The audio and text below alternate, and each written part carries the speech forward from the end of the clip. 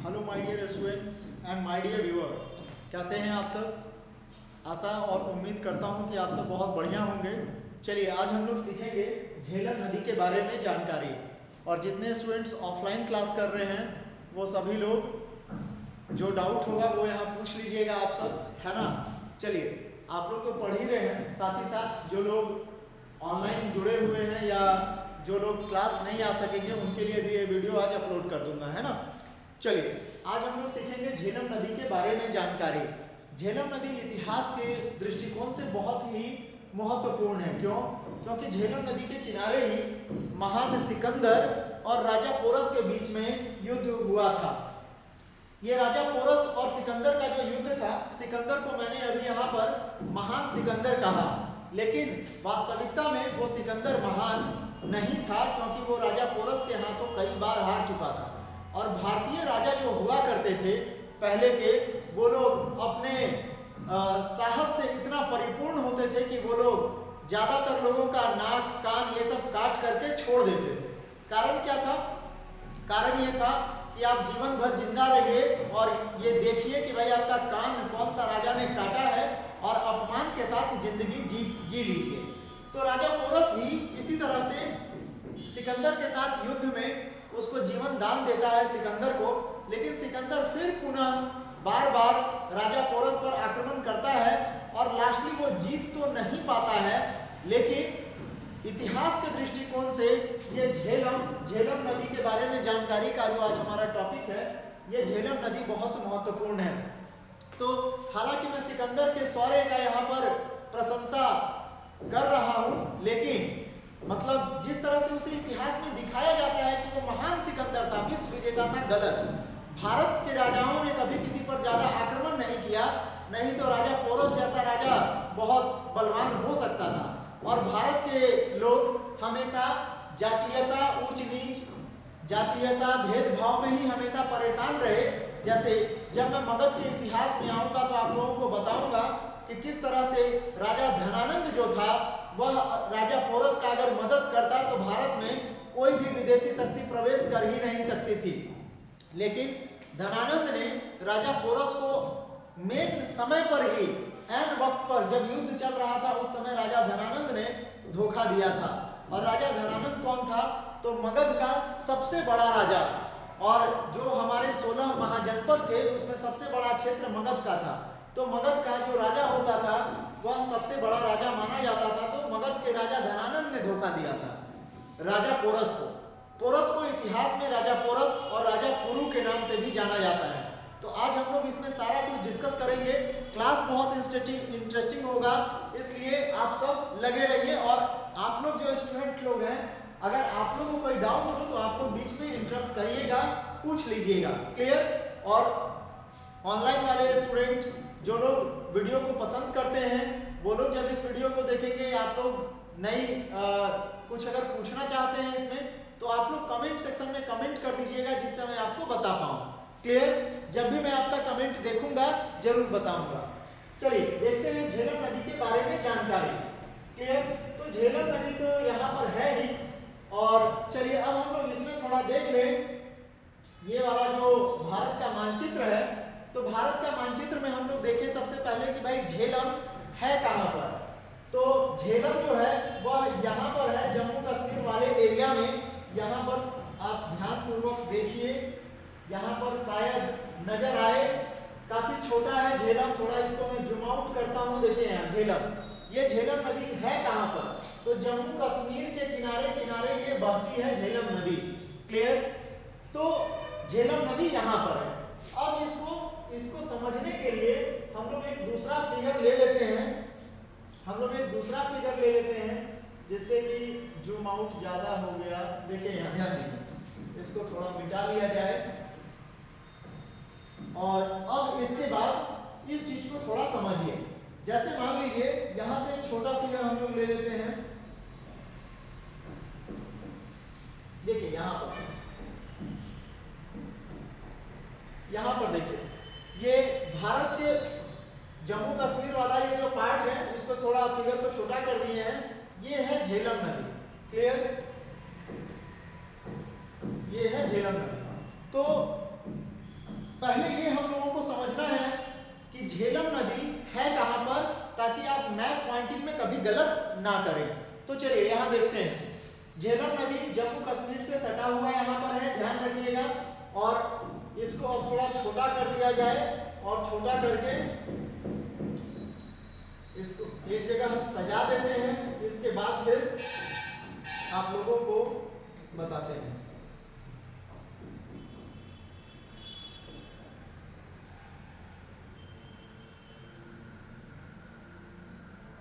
एक सेकंड,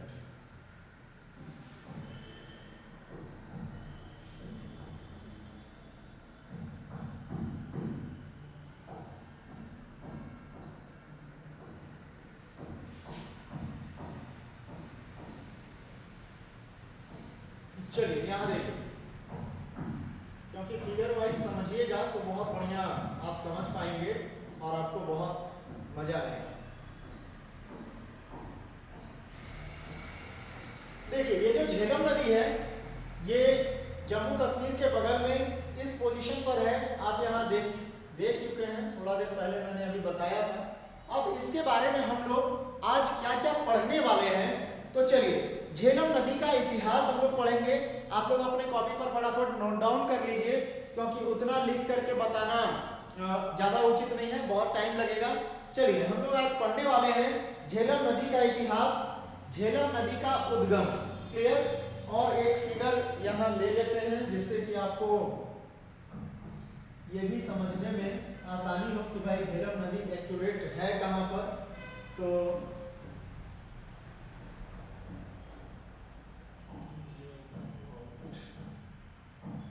चलिए देखिए यहाँ, लेकिन लिखने का जगह नहीं फिर यहाँ मिलेगा। चलिए देखते हैं, इसको पहले हटाते हैं।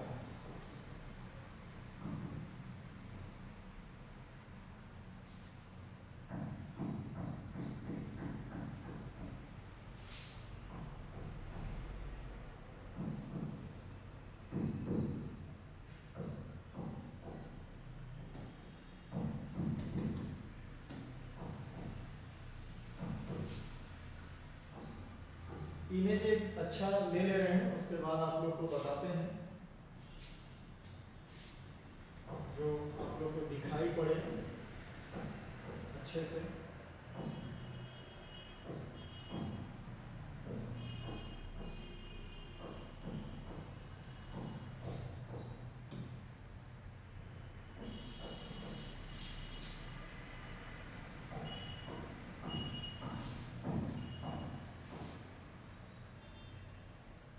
अभी सही पोजीशन पे है और एक इमेज ले रहा हूँ ये वाला, जो आपको बढ़िया से हमेशा समझ में बात आएगी कि भाई ये भारत का किस जगह पर है ना।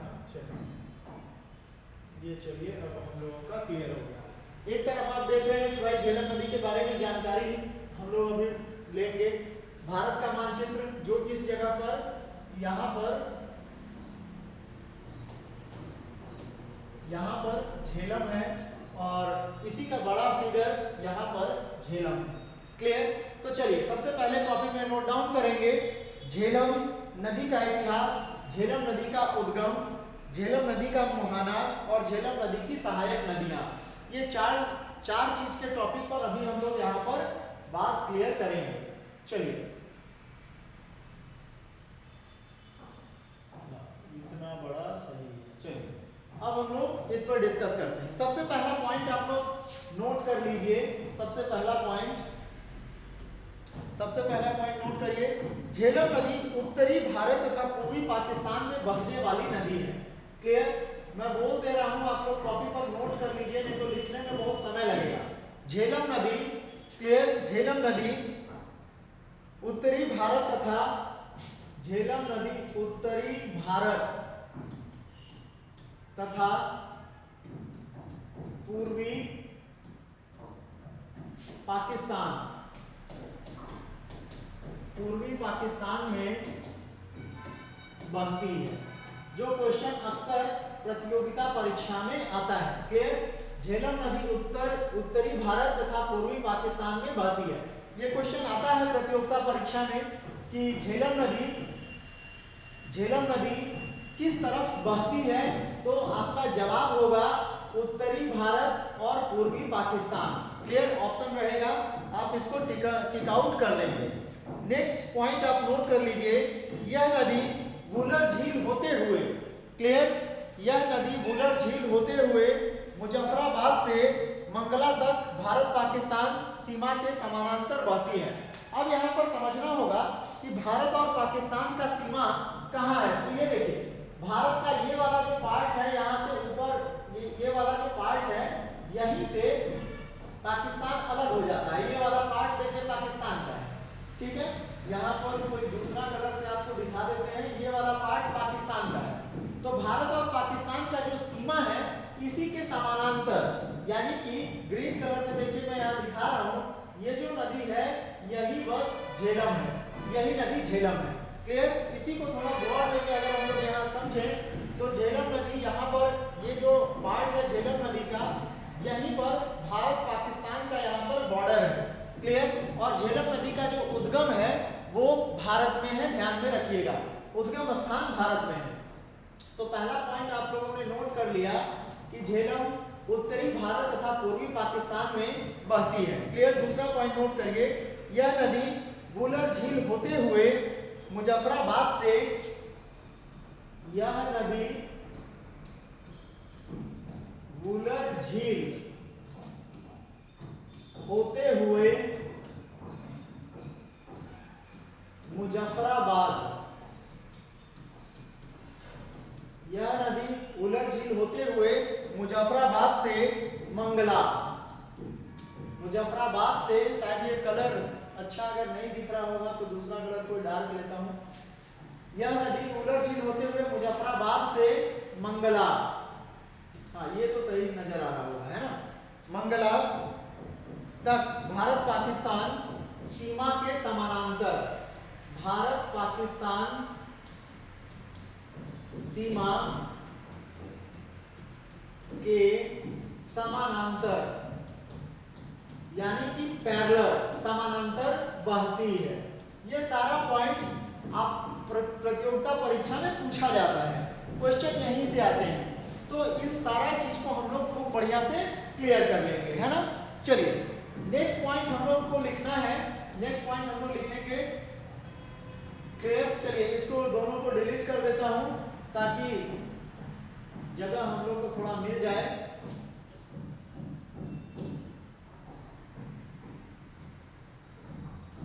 क्योंकि अगर इसको ऊपर स्क्रॉल करेंगे तो फिर आप मानचित्र से बाहर हट जाएंगे, तो मानचित्र से बाहर हटेंगे तो फिर आपको दिक्कत होगा बात समझने में। क्लियर, नेक्स्ट पॉइंट, झेलम नगर के नाम पर ही इस नदी का नाम झेलम पड़ा। यहाँ पर एक नगर हुआ करता था जिसका नाम था झेलम।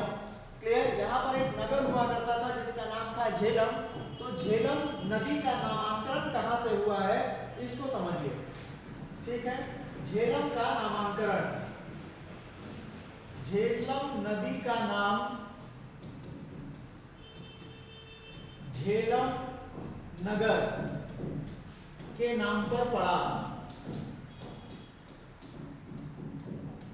झेलम नदी का नाम झेलम नगर के नाम पर पड़ा।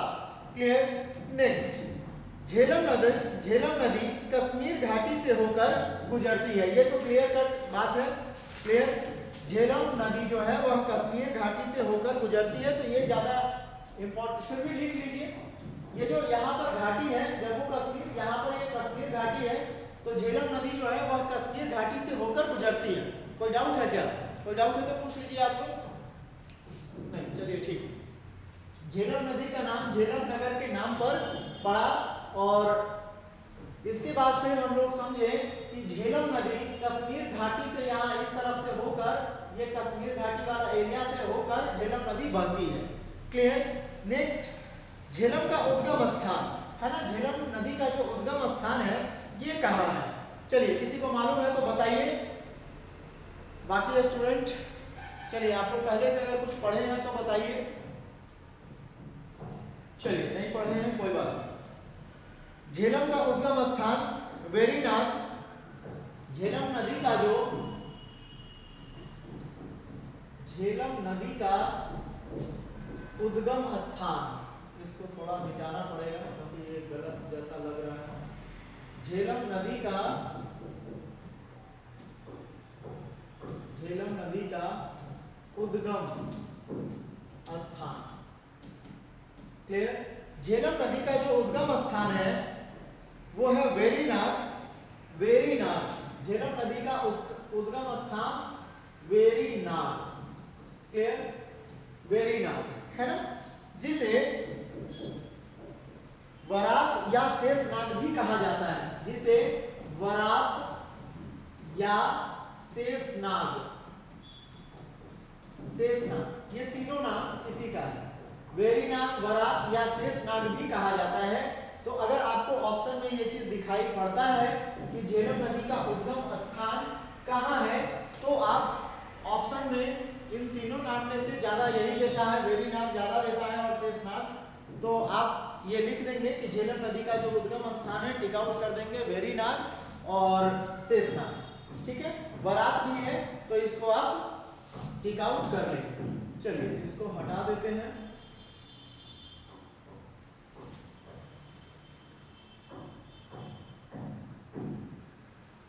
चलिए नेक्स्ट पॉइंट जो कि प्रतियोगिता परीक्षा में बहुत बार पूछा गया है, और ये जो वेरीनाग है जिला अनंतनाग में है, ये ध्यान रखिएगा। ये भी कभी कभी पूछता है कि झेलम, इसको बढ़िया से कर ही लीजिए, लिख लीजिए। देखिए यहां ध्यान दीजिए,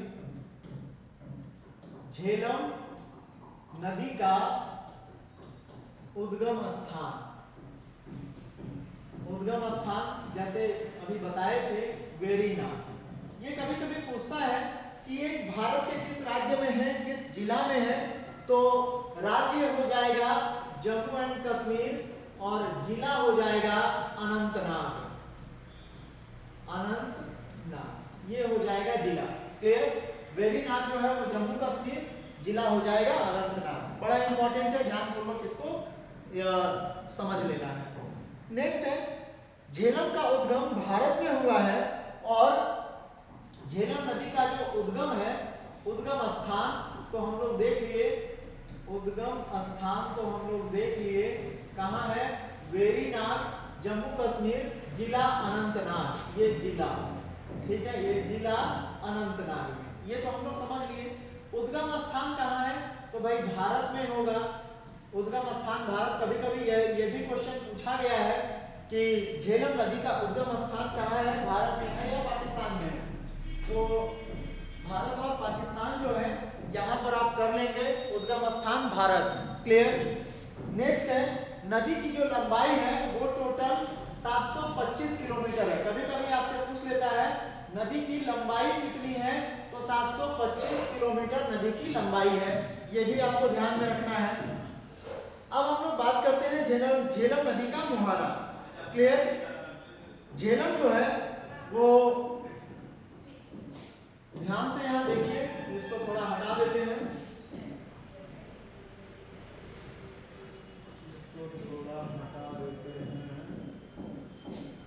चलिए इसी से मिटा देते हैं ताकि दिक्कत ना हो।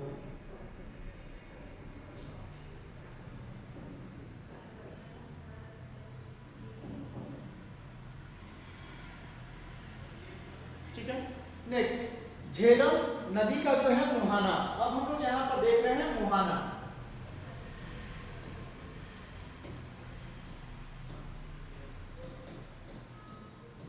झेलम नदी का मुहाना हम लोग देख रहे हैं, है ना। झेलम नदी त्रिमू जिला झांग पाकिस्तान में चिनाब नदी से मिलती है। क्लियर? और बाद में चिनाब सिंधु से मिलती है एवं अंत में अरब सागर में गिर जाती है। झेलम नदी के जो उपनाम है वो वित्सता है। वैदिक काल में झेलम नदी को वित्सता कहा जाता था। चलिए ये सब भी हम लोग नोट डाउन फटाफट कर लेते हैं, क्योंकि ऑनलाइन जो लोग इसको देखेंगे वो लोग कम से कम उन लोग को कोई डाउट ना रह जाए। आप लोग तो ऑफलाइन वाले लोग हैं, ठीक है, तो ऑफलाइन में आप लोगों को कोई समस्या रहेगा नहीं। चलिए एक पॉइंट जो अक्सर प्रतियोगिता परीक्षा में पूछा जाता है उसको यहाँ पर नोट डाउन सभी लोग कर लेंगे। क्या है? झेलम। क्लियर? झेलम नदी त्रिमू, है ना। झेलम नदी जो है वो त्रिमु। जिला झांग, ये बड़ा इंपॉर्टेंट है, याद रखेंगे। जिला झांग, क्लियर। जिला झांग पाकिस्तान में, पाकिस्तान में चिनाब नदी, चिनाब नदी क्लियर से मिलती है। चिनाब नदी से, हाँ मिलती है। चिनाब नदी जो है वो पाकिस्तान में है जी भाई। तो चिनाब नदी से ये मिलती है पाकिस्तान में, क्लियर। तो आप कह सकते हैं कि झेलम नदी की जो सहायक नदियां हैं वो आप चिनाब उसमें दे सकते हैं। यस, दे सकते हैं बिल्कुल। चलिए नेक्स्ट। हालांकि ये क्वेश्चन आता है कि झेलम नदी पाकिस्तान में किससे मिलती है, तो चिनाब नदी ऑप्शन में ज्यादा देता है। और बाद में यहां पर ध्यान देंगे, यहां पर ध्यान देंगे, और आगे चलकर यही नदी बाद में यही नदी जो है चिनाब नदी जो है वो सिंधु से मिल जाती है, क्लियर। चिनाब नदी जो है वो सिंधु से मिल जाती है और लास्टली अरब सागर में गिर जाती है, लास्टली अरब सागर में गिर जाती है, क्लियर। अब यहाँ ये बड़ा इंपॉर्टेंट क्वेश्चन है कि झेलम नदी अंत में गिरती कहाँ है। तो झेलम नदी अंत में गिरती है, बताइए, अभी जस्ट बताए हैं, यहाँ लिखा हुआ है अरब सागर में, क्लियर। तो चलिए इसको इधर साइड बढ़िया से कवर नहीं कर रहा है ना, हाँ चलिए अब सही है। नेक्स्ट चलिए इसको डिलीट करिए फटाफट, और डिलीट करने के बाद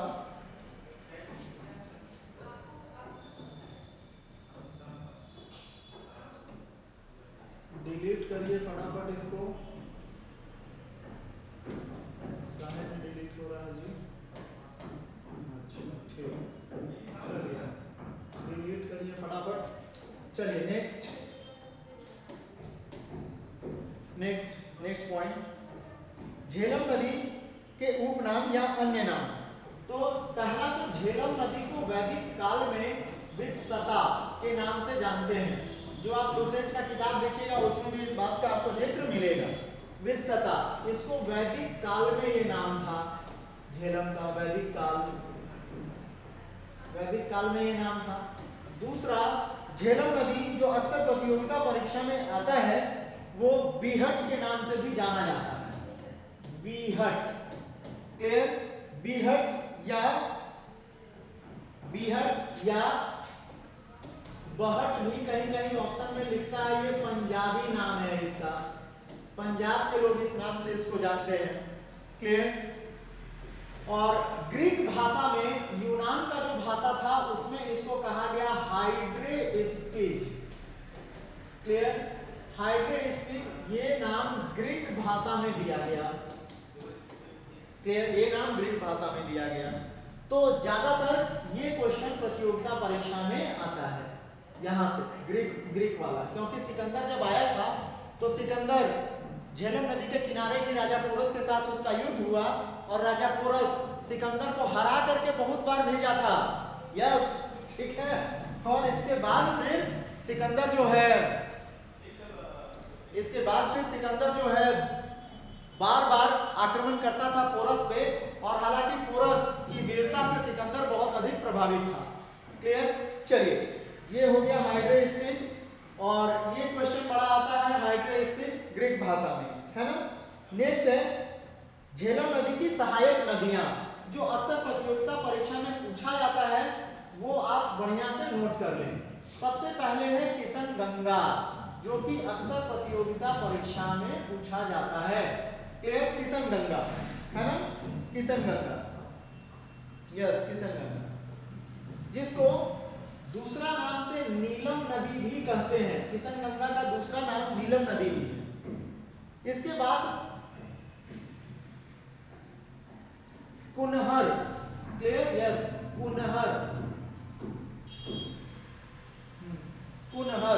ठीक है, कुनहर, पुंछ,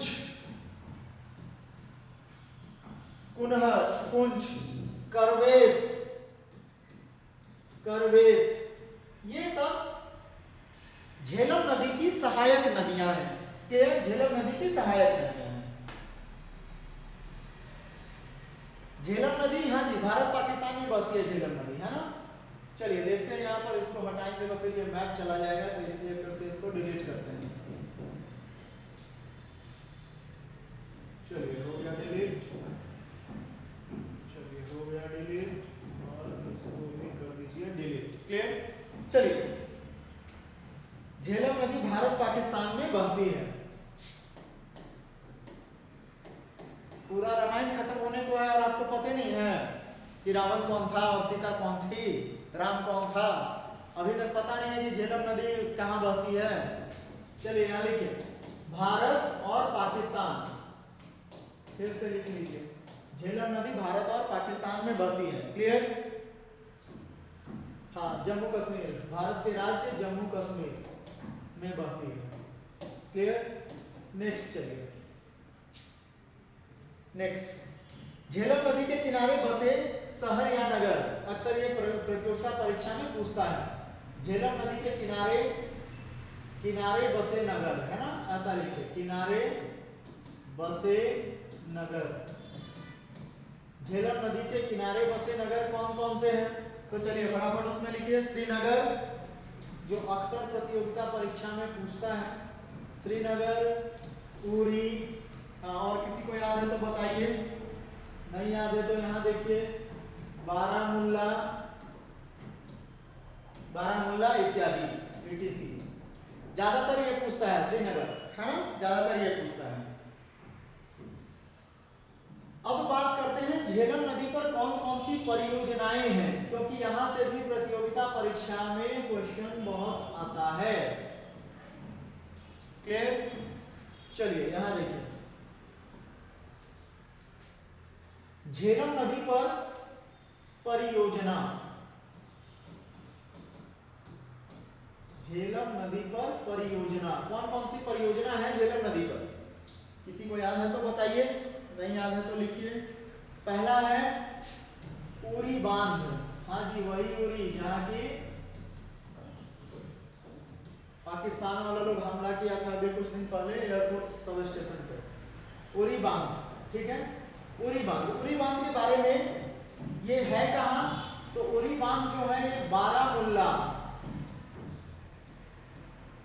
उरी बांध बारामुल्ला में है।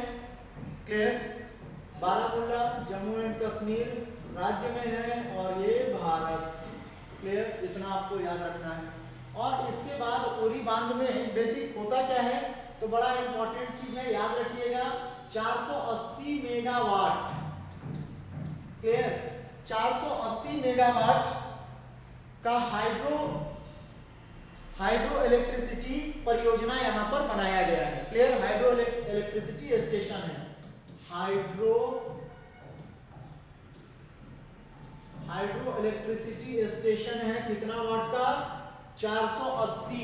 प्रतियोगिता परीक्षा में बहुत बार पूछा है, ये ध्यान में रखिएगा, 480 मेगावाट कहाँ है, उरी बांध बारामूला, है ना।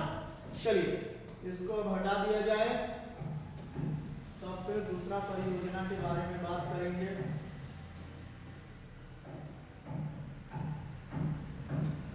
चलिए नेक्स्ट, किशन गंगा, किशन गंगा जल विद्युत परियोजना,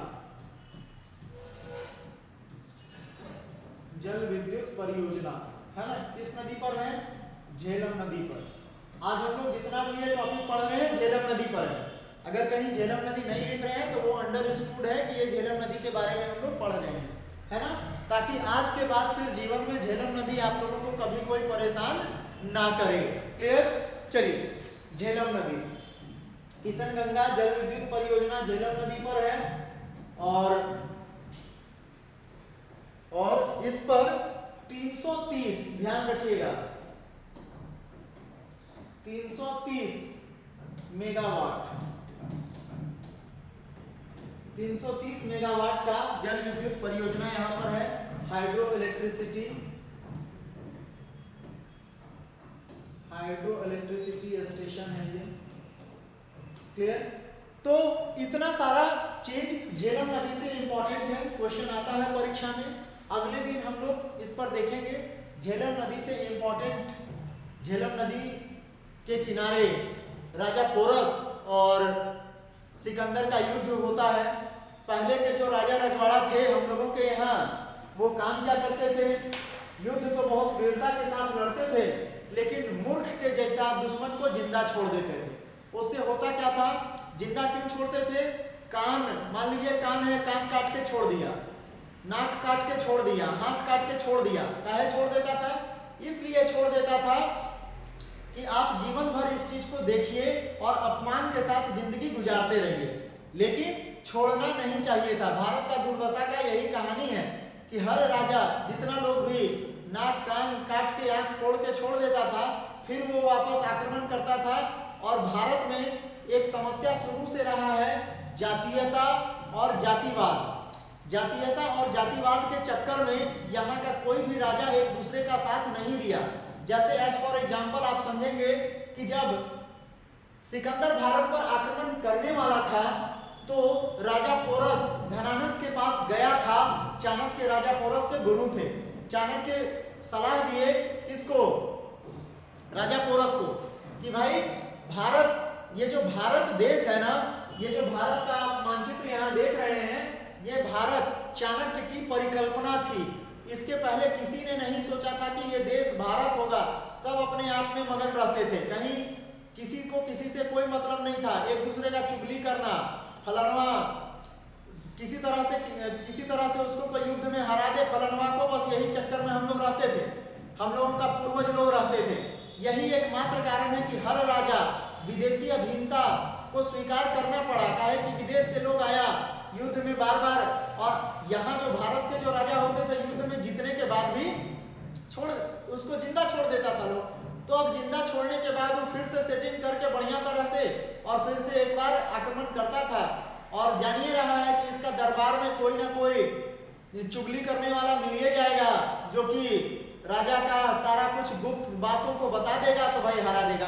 तो राजा पोरस और सिकंदर का भी जब युद्ध, फाइनल युद्ध का मैं बात कर रहा हूं, जिसमें कि सिकंदर को महान बताया जाता है, उस युद्ध में क्या होता है, उस युद्ध में भी यही होता है। राजा पोरस और धनानंद दोनों मिल जाते हैं कि हाँ साथ में लड़ेंगे, लेकिन होता क्या है कि युद्ध से थोड़ा सा कुछ दिन पहले ये जानता था, सिकंदर जानता था कि भाई हम राजा पोरस के साथ अकेले कितना बार हारे हैं, अब तो धनानंद साथ में है तो सवाल ही नहीं है हारने का, क्योंकि धनानंद के पास 4 लाख का विशाल सेना था।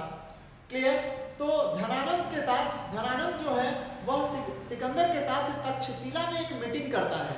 और ये तक्षशिला का जो मीटिंग है, जिसमें तक्षशिला में जो मीटिंग करता है, धनानंद वहां जाता है और सिकंदर को देखता है कि भाई धनानंद जो इतिहास में 6 फीट 6.25 फीट का आदमी बताया जाता है, लंबा चौड़ा विशाल काय आदमी, वो देखता है सिकंदर को, इतना छोटा सा सिकंदर है, तो देख करके बड़ा हंसता है, उपहास उड़ाता है, बोलता है कि अभी देखे, अभी शुरू किए देखना तुरंत खत्म हो गया, मतलब उपहास करता है इस तरह का। उसके बाद फिर सिकंदर उसको समझाता है कि युद्ध जो है बाबू किसके किसके बीच में है, युद्ध जो है पोरस और सिकंदर के बीच में होगा। तुम साथ देगा किसका, पोरस का।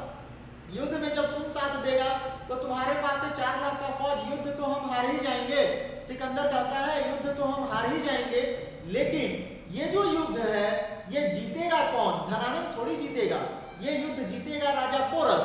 और राजा पोरस जो है वो जाति से क्षत्रिय है, और धनानंद तुम जाति से क्या हो, तुम निम्न कुल के व्यक्ति हो। तो धनानंद को ये बात बड़ा दिल पे लगता है और वो बोलता है कि राजा पोरस का अब वो मदद नहीं करेगा। और ऐन वक्त पर राजा पोरस को धनानंद धोखा देता है, और इतिहास में धनानंद को जाना जाता है उसके धोखेधड़ी के कारण के लिए। और धनानंद धोखा देता है और सिकंदर राजा पोरस को कैद करने में सफल हो जाता है। राजा पोरस जो है सिकंदर के सामने कैद होकर के जंजीर में लिपट करके उसको लाया गया है। और सिकंदर पूछता है बताओ तुम्हारे साथ क्या किया जाए। राजा पोरस जैसे वीरता का प्रतीक तो था ही, वैसे ही वीरता के साथ उत्तर देता है, वही जो एक राजा को दूसरे राजा के साथ करना चाहिए था। इस उत्तर से सिकंदर बहुत अधिक प्रभावित होता है राजा पोरस से। तो हम लोगों का जो भारतीय इतिहास है वो बहुत ही गौरवपूर्ण इतिहास है। बस भारत में हमेशा एक ही गलती हुई, और वो गलती क्या है कि अपना जो शत्रु है उसको जीवित छोड़ देना। यही गलती महाराणा प्रताप ने की, यही गलती पृथ्वीराज चौहान ने किया। मतलब अनेकों राजा का नाम तो ऐसे गिनवा देंगे आप लोग को।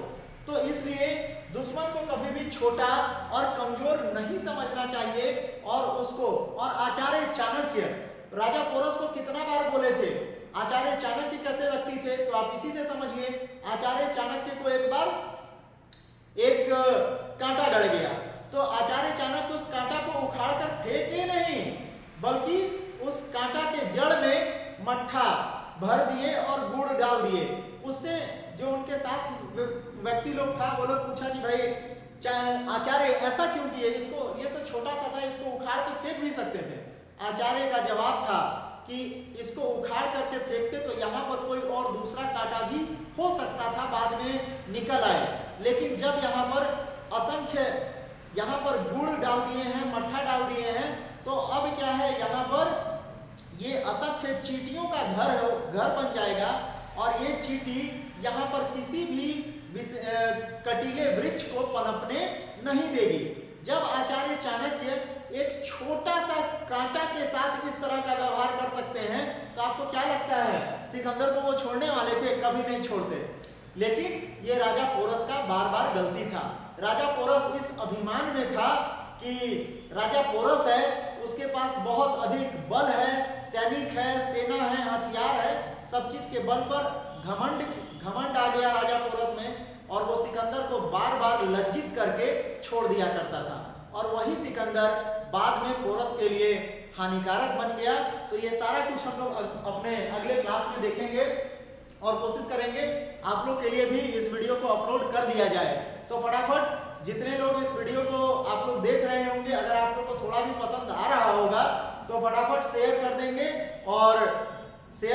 फटाफट सब्सक्राइबर बढ़ाइए एकदम।